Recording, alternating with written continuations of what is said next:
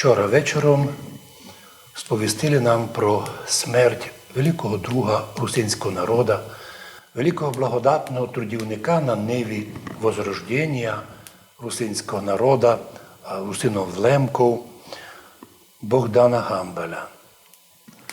Спочив після довгої хвороти у возрасті 55 років, ще молодим, розквітутим, красним чоловіком, талановитим на всі сторони, одійшов у вічний світ. Для русинського народу, а я розумію русинов, лемки русини, пряшівські русини і русини Подкарпаття – це один народ, мабуть, велику втрату, бо він був і сооснователь, і возрождав, і одно з важних акцентував, щоб піднімати документи і назви все, що було до комуністичного режиму, без змін.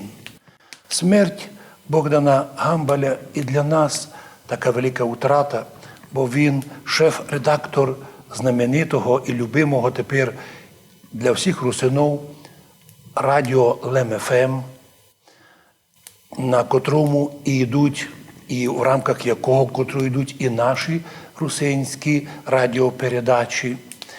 Ми лишилися великого порадника, помічника, такого підказки, котрого ми приймали і спользувалися, скористувалися ними на благо русинського движення і возрождення русинського народу.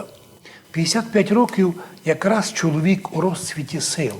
Тепер якраз було трудитися йому, але Господь покликав його у вічність.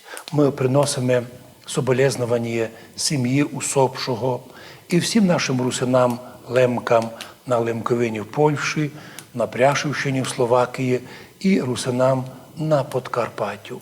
Вічна пам'ять, но представив нашому братові Богданові Гамбалеві.